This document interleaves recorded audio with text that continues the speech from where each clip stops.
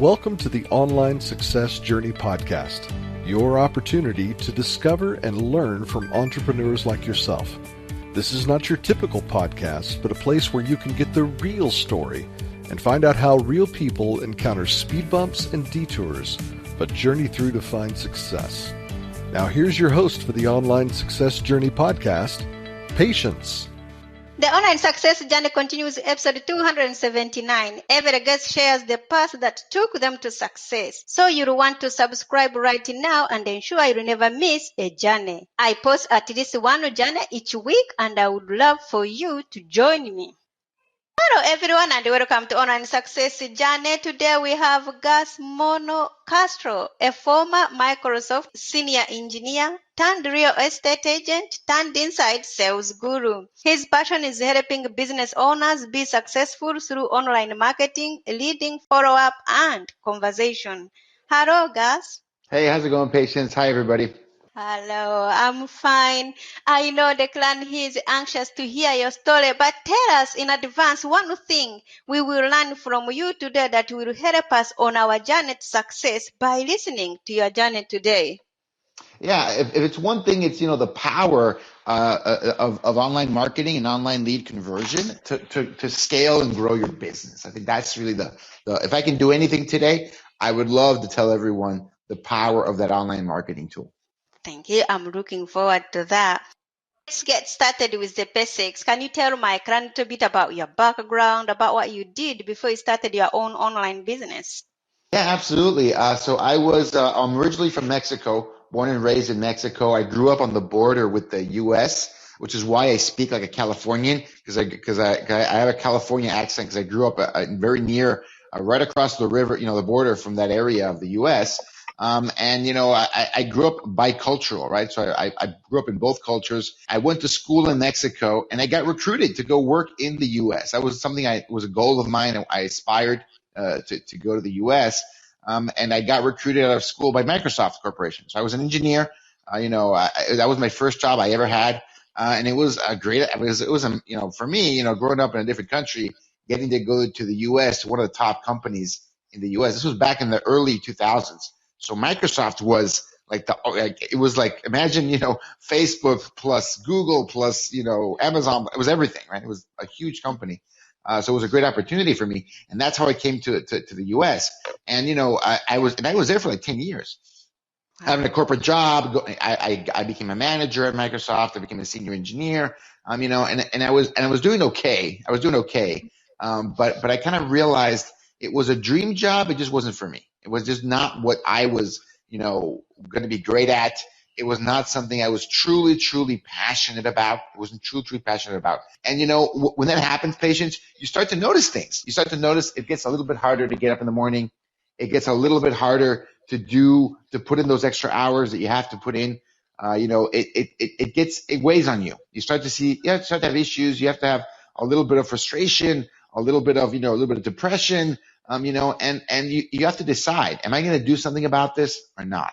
And one of the things, and this is really 100% true story, my wife, became a real estate agent when she moved with me to the U.S., and she got licensed in real estate in 2008, which is, people don't remember, that's the beginning of the huge financial crisis in the whole world, 2008.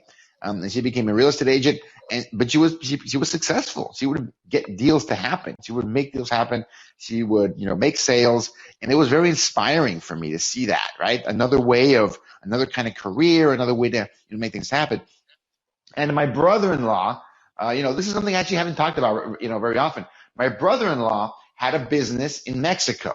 And I'm in Seattle at this point. I'm 3,000 miles away from him. He has a business. He sells diapers, right? In a store in a very small town in Mexico. This is 100% real. He sells diapers in a corner store in Mexico. And I had told him, hey man, this is me, very bored, frustrated, depressed person looking for something else to do. I'm looking for other projects, hobbies. And I said, you should take your business online. His name is Beto. Beto, you should take your business online. I can help you, man. Let me build a website for you.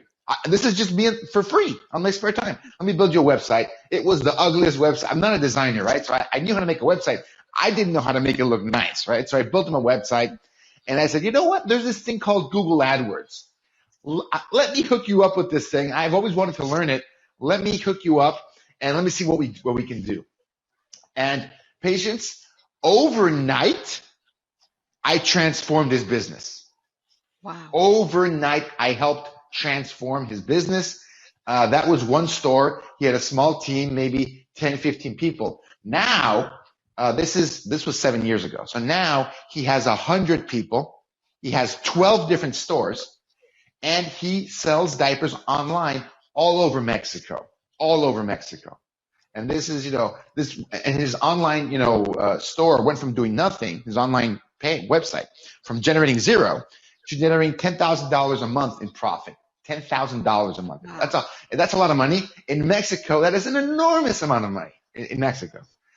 So that, for me, that opened the door and showed me the power of these online marketing tools that we have to transform even a traditional business. This was a very small business. It was not a massive operation, but the website, the connecting, in this case, to Google AdWords, was enormous opportunity for him, and I helped him unlock that. Right? I was not an owner of the company. I didn't charge anything for that. It was me being curious, wanting to help my family out, being bored, quite frankly. And once I did that, I became addicted to that feeling of finding these opportunities, connecting people, having this amazing success with these new tools, because they were very new to a lot of people back then. This is 2013 timeframe, so 2012, 2013 timeframe. It seems like a long time ago. It's not that long ago, but the internet was different back then. Things have changed for now, but those opportunities still exist. And for me, I got hooked, and within months, I had left Microsoft. I left my corporate job. I jumped into business. I said, I want to try and work on business. I like this online business, these tools. I like the challenge. Let's go into it. I joined my wife's real estate team. I helped her build out her website and advertising, and I got into it. And now I have another business. So, I got into the whole, business space. And I haven't really looked back since then. So now I have, as of this morning, I've got 85 full-time employees, 600 clients that we service in the U.S. and Canada. We service them all through online. My entire team is in Mexico, and all of our clients are in the U.S. and Canada. So to give you an idea, and we help them convert online leads. This is what we do now. So what I helped my brother-in-law do 7 years ago, I now do this for 600 people in the U.S. and Canada every day. Wow. Well, out of boredom, you found your niche. Yeah. Wow. What a background, Gus. Wow. Okay, I know you really love it. You want to help other people, but why do you do what you do? So that is a really good question, and I've heard you ask that question in your show, and I'm like, what would I say? I had a chance. It's a little bit of cheating. But it's a very valid question. So for me, I have that curiosity, like a natural curiosity. I love to learn. I'm a teacher by heart. That's my purpose in life, to teach, right? Which is why people ask me, I'm an online entrepreneur. Gus, why do you have so many employees? Why don't you build something that, like an e-commerce store, and just have like 2 people and that's it? Like, that's not my purpose to build software, right? I built software at Microsoft. I could do that. I knew how to do that, but it just wasn't passion. It wasn't my passion. It didn't unlock my curiosity, my energy, my passion. But teaching does, and having a team to teach and to mentor and to coach, that is kind of what drives me. That is kind of what, gets me up in the morning and gets me energized. If it were just me in a room with a website making a ton of, I'm not saying that that's like bad. Maybe that's what you want. That's amazing. But that's just not what I want, right? So that's what drives me. That's what kind of makes me, helps me do that, is living that role of being a teacher. Fundamentally, that's the need I have, to teach and help people and help them learn. You've been in the business and in the marketing space for over 10 years plus. Yeah. Let's put man aside. How do you know you are successful? How do I know I am successful? Well, one of the most obvious ways for me is that I no longer have that problem of I can't get up in the morning and I'm too bored to do what I have to do next. That for me, I won. That for me is even if, and for a long time, patients, I made less money than I made at Microsoft. I want to make that clear to people. When you go into business, especially if you go from a high paying career like high tech software in the US, it's one of the highest paying professions, highest paying careers. But it could have been someone that's a doctor, a lawyer, an engineer. I mean, they're employee jobs that are very high paying. They're very well. There's a lot of demand. It's very difficult to get into these careers, and you can make a lot of money. And I was making a lot of money at Microsoft, 6-figure salary in the U.S. In the top 10% of earners in the whole country. I had the brand new house, the cars. I was a very, very comfortable lifestyle. It was a very comfortable lifestyle, and Microsoft's a great company. I don't want to knock them. But that wasn't success for me. Does that make sense? That's success for a lot of people, and I don't want to downplay that. I mean, that could be great for someone. It just wasn't what I wanted. It wasn't enough for me. It wasn't enough for me. And building out my own thing, carrying out my purpose in life, which is to teach and to help people grow. That is success for me, right? And if you're good at that, and if you're good at adding value to enough people, the monetary thing comes at some point, right? It solves itself. But trust me when I say that, and I would not have believed this when I was younger, right? I am happier, for a long time I've been happier making less money than at Microsoft, doing something more purposeful and more impactful, and just that is success for me. That is success. What have you learned from business as a whole?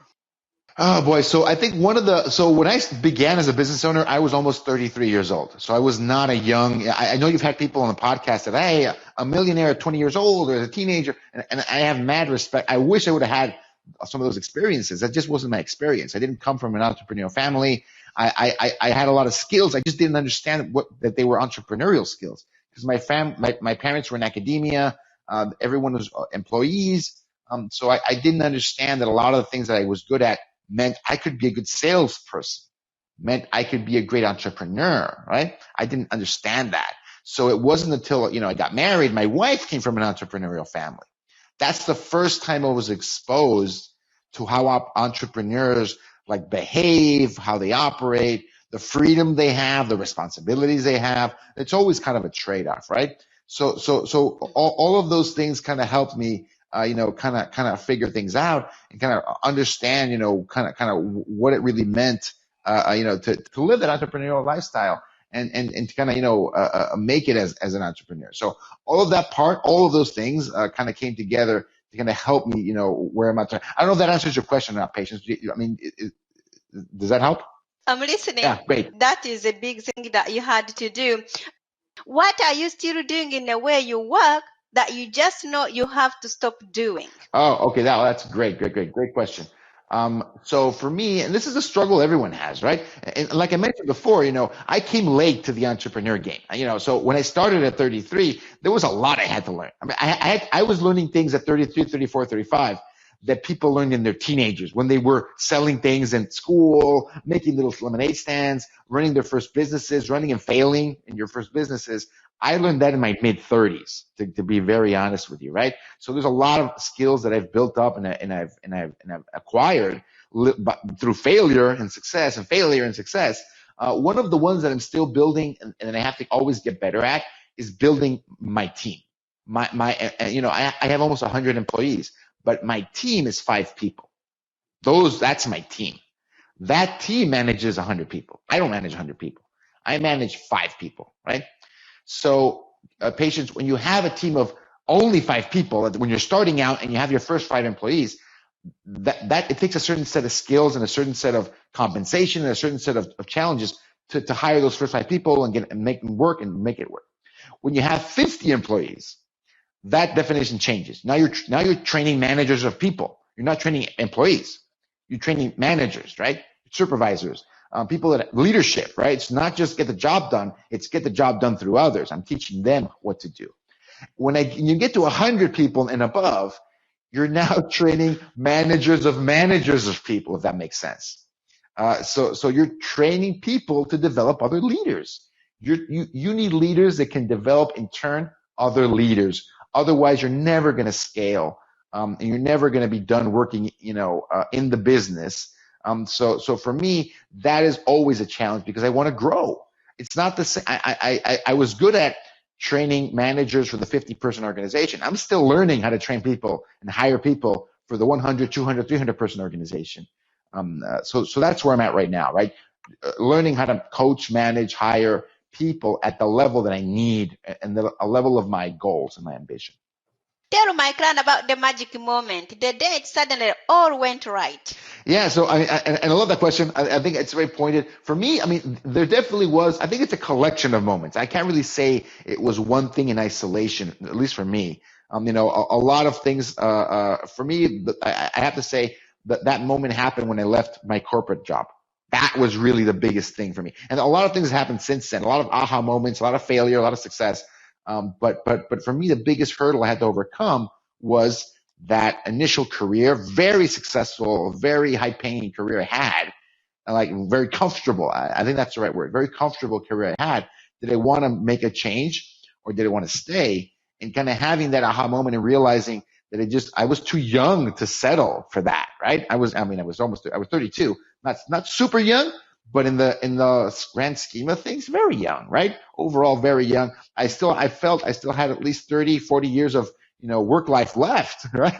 My career was just getting started in a sense. So I said, I'm not gonna, and it's funny because at Microsoft, the company is very young. It's a very young company. A lot of software companies tend to be very young. So 30s was not like the, youngest person in the room.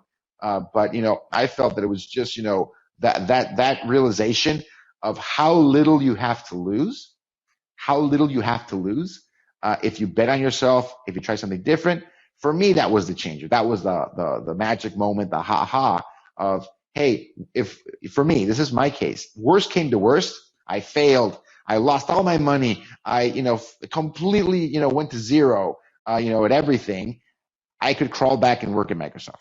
It was that once I realized that, I would lose my promotion. I would lose I would start as maybe I would start as a brand new employee. Maybe they wouldn't take me as an experienced engineer anymore. Maybe they wouldn't, right? Who says they would? Maybe they put me at level 0. That was the worst case scenario for me. And that is still somebody's dream job, if you know what I mean.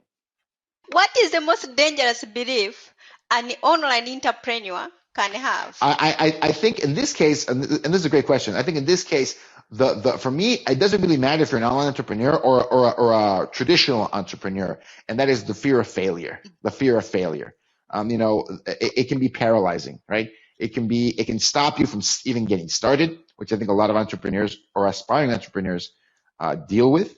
It can stop you from even getting started, and when you're starting, it can stop you from scaling and growing. It can keep you kind of stuck. You found something that worked, and you want to stay there. You want to make it work forever. And Patience, this from the people on your show and the different journeys online. The online space changes.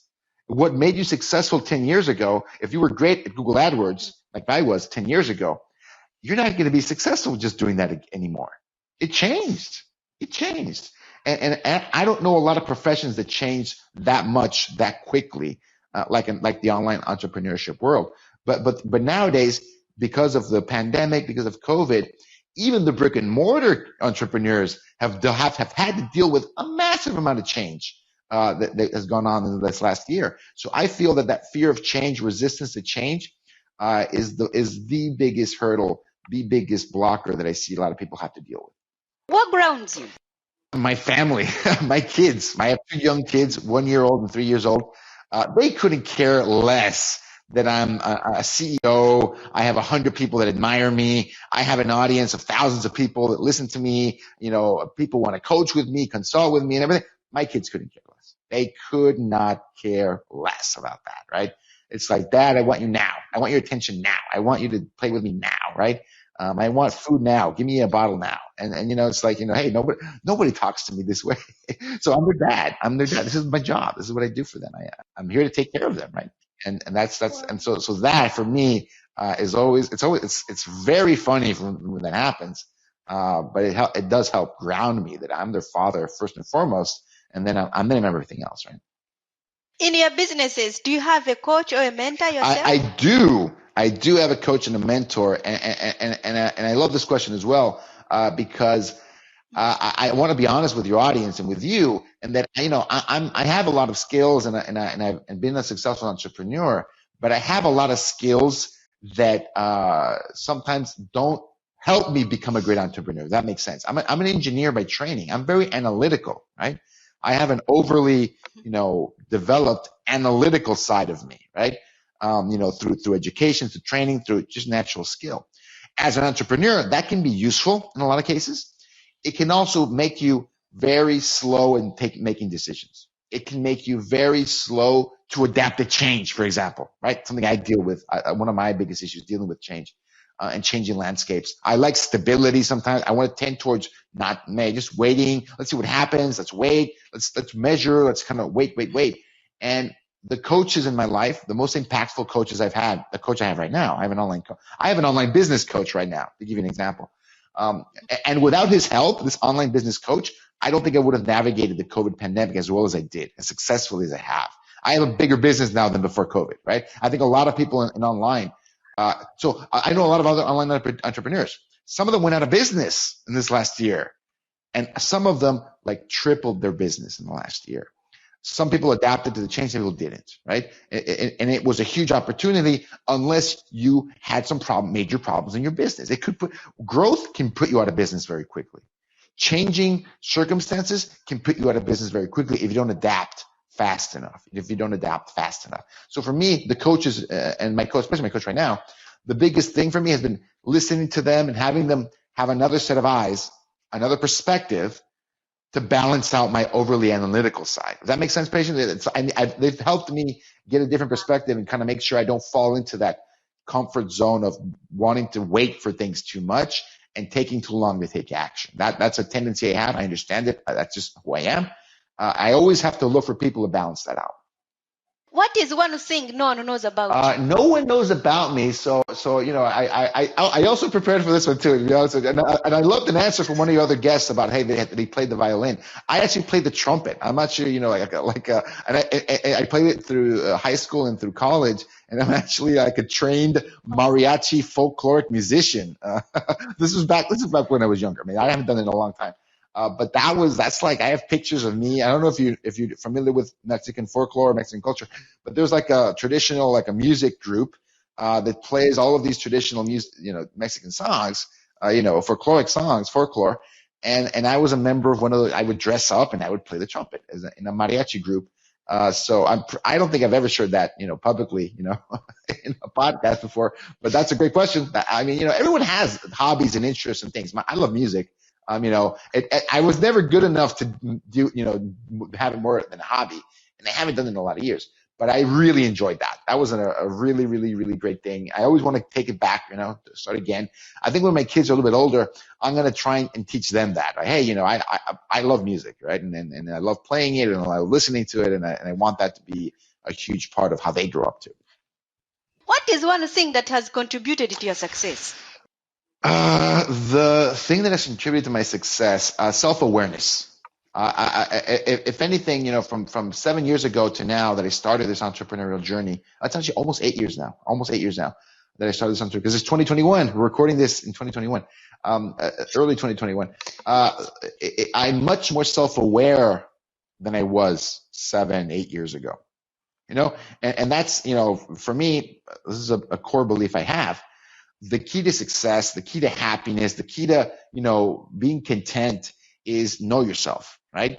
What is, because, if you look at the external, if you're always looking outside to look for validation, for happiness, what should make you happy, and you don't look inside on what should make you content, what should make you happy, you can go wrong. You can go down the wrong path, right? I'll give you a great example, patients. Right now, this is 2021.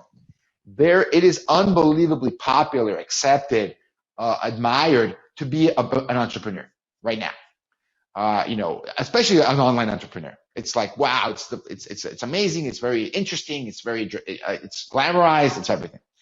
Again, the media, the articles, they tend to focus on the success stories, Mark Zuckerberg, Jeff Bezos, and a teenager that made a website and became a millionaire. That is the exception, right? A lot of what entrepreneurship is is adapting to failure, is facing failure, is rejection. It didn't work. The market is the market. The market can reject you and it doesn't care. There's nothing personal about it. It's business. But if you don't have something of value to give, the competitor can come in, undercut you on price, over deliver on value, and you're out of business. You're out of business. It's done. That's it. Bye. Right? So I think, sometimes we have to realize that business is hard. It's very difficult. It takes a lot of tenacity. It takes a lot of energy. It takes a lot of, humility to ask for help, to be a lot of resourcefulness, all of these things. But I feel that sometimes people go into it because they feel that, oh no, right now the thing that's sexy, that's admired is being an entrepreneur. So I should be an entrepreneur, ignoring the fact that their happiness has nothing to do with the uncertainty, the risk, and the anxiety of entrepreneurship. Right? There's a certain set of people that can adapt to that, and they're okay with that. I believe there's a certain set of people that are not going to be happy as entrepreneurs. Even if they're here's the kicker, even if they are successful entrepreneurs, it's not going to make them happy, content, or more satisfied. So I really, really feel that's a long way to answer your question, that self-awareness is the game. Self-awareness is the key. Is entrepreneurship even what you really, really want, right? Because if you like security, if you like, to have things kind of be around the same and have to adapt less and have less uncertainty and anxiety in your life, maybe entrepreneurship isn't the best thing for you. Maybe you can be an outstanding number 2, right? A manager in a great company, a great employee in a great company. And that is going to make you 10 times more fulfilled than making the next Amazon store, Facebook Marketplace, the next website, the next app. That might make you much more satisfied and content than the roller coaster that is entrepreneurship. And this coming from someone that's been through the roller coaster, has been successful, but there were some difficult times, very difficult times. And when I had to really go outside of my comfort zone, and that's when you're like, is this really what I want to do? Is this really what drives me, makes me happy? And it gets real. It gets real in those moments. And if you make it past it, you're better for it. You're stronger for it. But it's very challenging, as much as it is fulfilling and enjoyable. Let's talk about your business. Tell us more about it. The business I have right now, Power ISA, that's what it's called. We focus on, that core problem, like I mentioned earlier about, helping my brother-in-law with his lead generation, lead conversion. I didn't finish that story, but I helped him build a website. I put some advertising on his website, and I helped him build a small call center. That was my first call center I built. 5 people literally was 5 laptops, 5 cell phones. We didn't even have landlines. 5 cell phones, laptops, and a foldable table, 5 chairs, and I was sitting with them, teaching them what to do, how to make the call, what to say. I didn't know anything. Patience. I didn't know what I was doing, but I was learning unbelievable. That's another thing. When you find something you're passionate about and you're interested in, the rate that you learn these things and pick up new things you had no idea about, the rate is unbelievably fast. It's unbelievably fast. When you're passionate, interested, motivated by something, right? So that's something I had not been that way in years. This is 2013. I had not been that way in years. So, I get in there and help him out. And through that experience, I thought that was, and I added an amazing amount of value to his business. So since I was at that point a licensed real estate agent, I was working with my wife, I said, I bet I could do this for more people. And now I help real estate agents, real estate teams with their online lead conversion. So I've built a big call center, right? Almost 100 people that helps all of these individual teams and real estate agents with that online lead conversion, so they can generate leads through Google, through Facebook, through YouTube, whatever it is, and they send the lead to me. I can help them with that conversion process, texting people, calling people, generating appointments, generating live transfers, anything we can do to really help them be successful with online advertising. Who's your clientele? Do you focus on new startups or the 7-figure or 10-figure? It's usually the solo entrepreneurs. I wouldn't really call them like startups, but they're solo entrepreneurs, single person, and small teams of entrepreneurs. That's really our main focus. I also work with, in the startup sense, startup marketing agencies. We also have some business to business clients in that sense. A lot of, and some of them are sometimes solo entrepreneurs as well. Kind of getting started. That's our sweet spot. The part of the market that I service is that kind of, early to mid tier real estate professional, marketing professional that's doing online advertising, maybe generating, 100, 200 leads per month is usually someone that's just getting started or in the early stages of scaling their business up. Is Facebook still valid in 2021? Why is your company heavily it is focusing on because that? that's, and this is my focus on the U.S. market, U.S. and Canada market. It's still the dominant social media platform that's out there, particularly when it comes to advertising. It is still by far the number one, the most impactful for my target market, which is real estate. For real estate, it's the one social platform that has people from all types of age groups and an immense amount of penetration, immense amount of people actively on it. I know Facebook has been, through a lot, and there's, positive and negative news and feedback. I totally understand that. I don't want to judge, right? I don't judge. I deal with, the market as it is. I don't say if it's good, if it's bad. I service the market as it is. And right now, Facebook is immensely important, immensely dominant. In addition to Google, YouTube, Instagram, these other tools are important, and we service them as well. But it's not, to be very honest with you, we're 90% Facebook focused. 90% of our focus is converting leads that come from Facebook.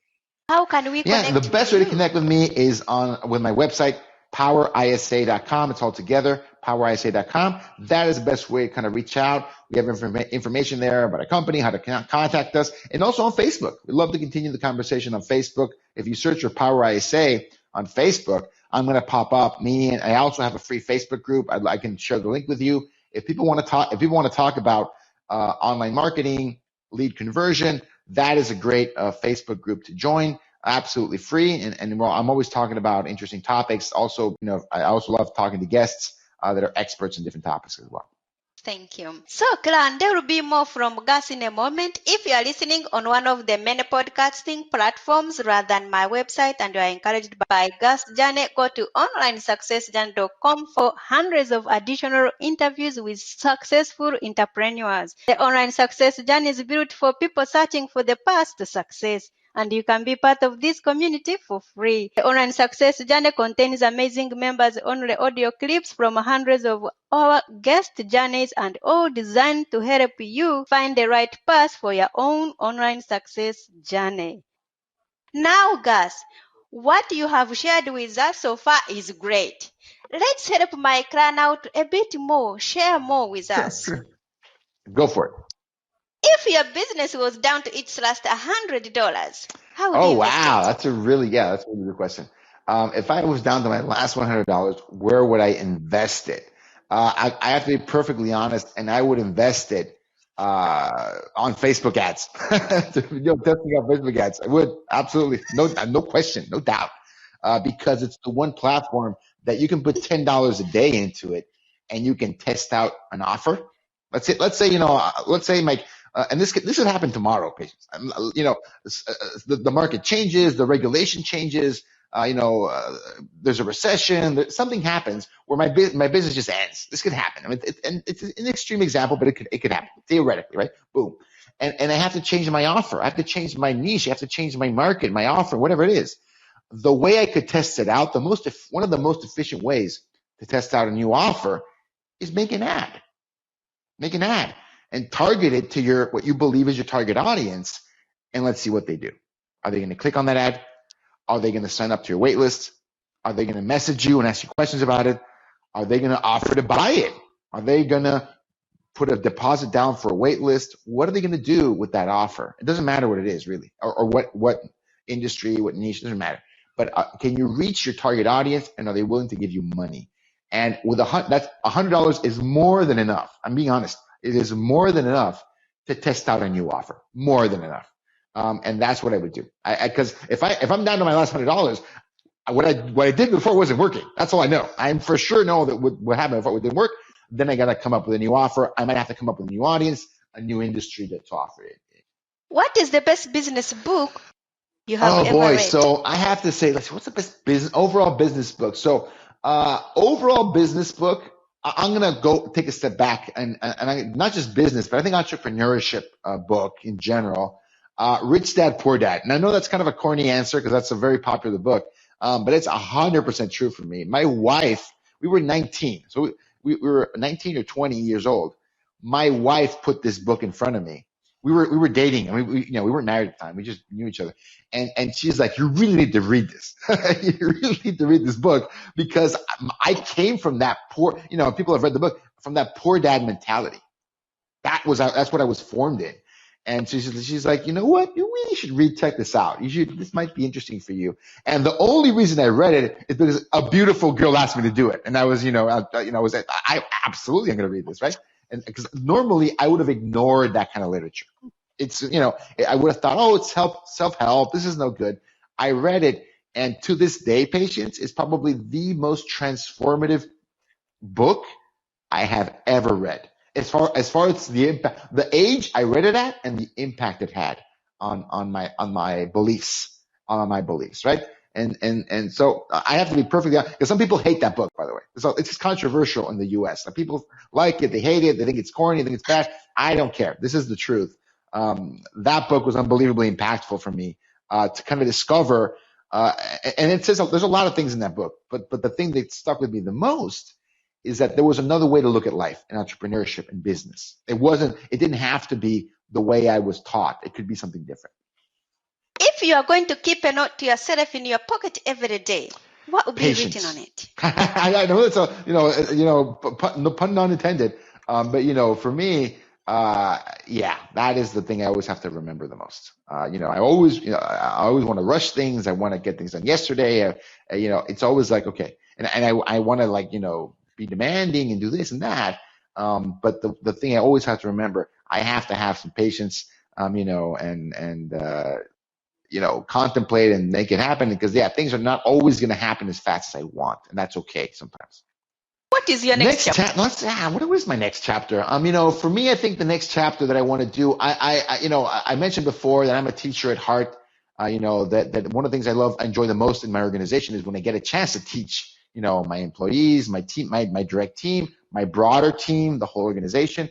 I don't get to do that enough, right? That's the part that I wish I did more. I think the next chapter for me, I'm going to look for an opportunity for a more regular, like a teaching position, like becoming a teacher, either a formal teacher at a university or my own online course or something where I can actually talk to more students, but not in a business context, more of an academic context. It's different. It's a different context, right? It's different when you've got, students that are paying you for an online course versus you're sitting down with students in an academic scenario where it's just a different kind of purpose. I miss that purpose where it wasn't just the business ROI and turnaround, but it was more about the broader discussion of why are we doing this? Why is this interesting? Why is it important? I like that. I enjoyed that. So I guess the next chapter with me would be taking the bull by the horns and finding more time to dedicate to that activity, which I enjoy a lot. What advice would you give for my members of Clan who are not quite So I think there the number yet? one thing for anyone that's an aspiring entrepreneur that's thinking about it, I'm going to be super honest with you guys. You're never going to know until you try it. You're never going to know until you try it. And there's never going to be a perfect time to try it. You're fooling yourself. If you're waiting for that one thing to happen to save a little bit more money, what if you have to start a business with no money?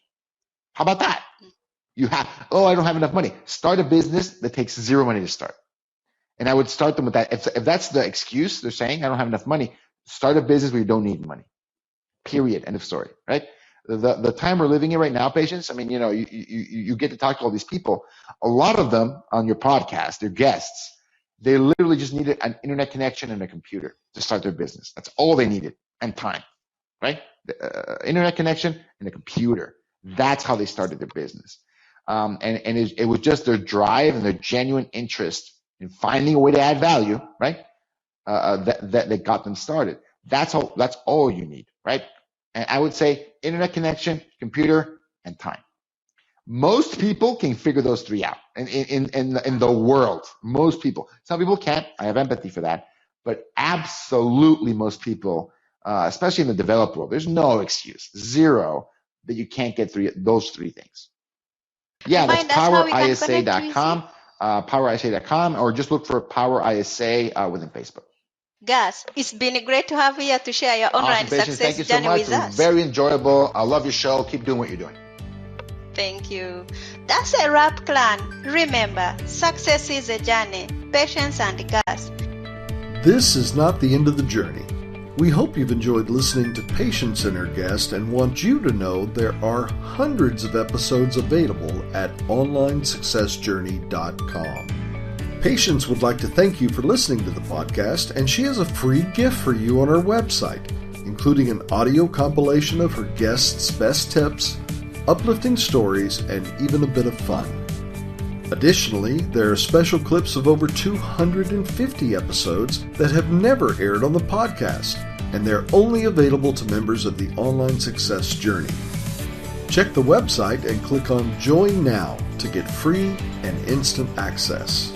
Of course, you know that listening to the journeys of others helps each of us chart our own path. So make sure you're subscribed on your favorite platform to be notified as each new interview is posted. There are so many ways to stay connected to the Online Success Journey and listen in. And if you're enjoying the podcast, we appreciate your help in telling others. One of the best ways to share the benefit you get is to rate and review the podcast at iTunes and other sites. We appreciate your help and your willingness to share your journey. One last thing. If you're feeling a bit lost or overwhelmed on your own journey, Patience can help. Check out her course on clarity while you're at the website. Finding clarity is a great way to get back on the right path.